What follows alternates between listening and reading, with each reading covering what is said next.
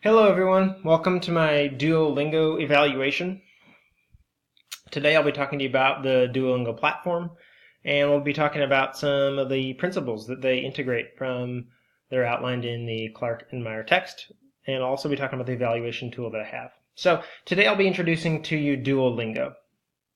Duolingo is a language learning software that gives learners the ability to very easily and simply access language lessons and to learn very easily and simply and to be able to input their own text and to speak back into the app to practice enunciation of a particular app. So I'll be working through an evaluation of the principles that it involves and some of my tools. First, I want to talk about some of the principles that this app embodies really well. First, Duolingo embodies the multimedia principle very well, in that as you're progressing through content, it does an excellent job of integrating words and images. This integration of words and images is really essential in language learning so that learners can associate a word with the real-world item. And Duolingo does a great job of integrating words and images in a way that makes sense for users and to helps bring clarity to the concepts. Secondly, Duolingo does an excellent job of using the modality principle.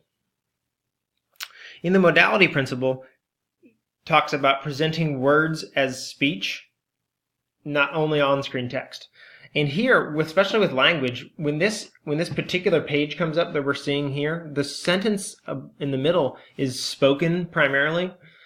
And the goal for the learner is to translate what they heard and what they're reading in with the drag and drop text boxes at the bottom. So we have to recreate the sentence and translate it based on both hearing and reading.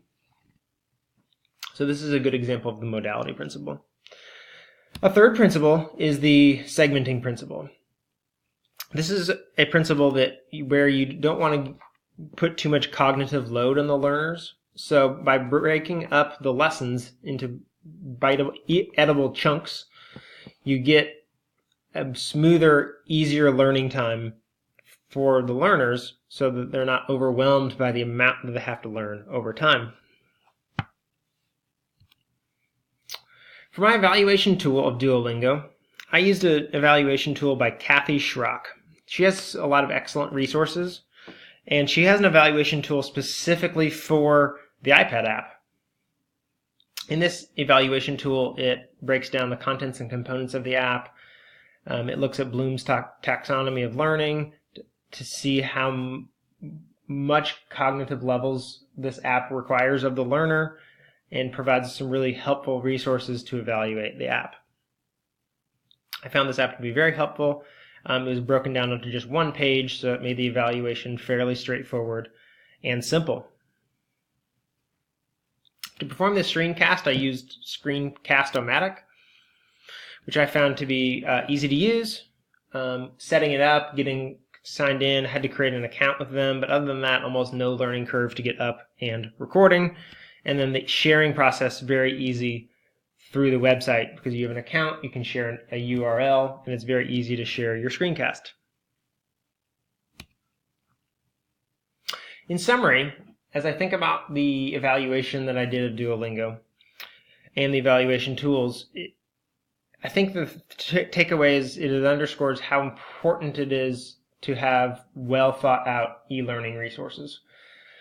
The Duolingo happens to be one of those very well designed that really helps learners. It's really essential for that. What stood out about the evaluation process is understanding an app that is well designed and noticing how the form of the app disappears into the content. That's a really valuable thing for users is in e-learning when the form disappears and the content becomes primary, then the user can focus all of their cognitive load just on learning the content rather than navigating an app. And if all of our learning resources allowed learners to just focus on the content and not be distracted by anything else, then I think we can create some really successful learning environments. Thank you for joining me today, and have a great day.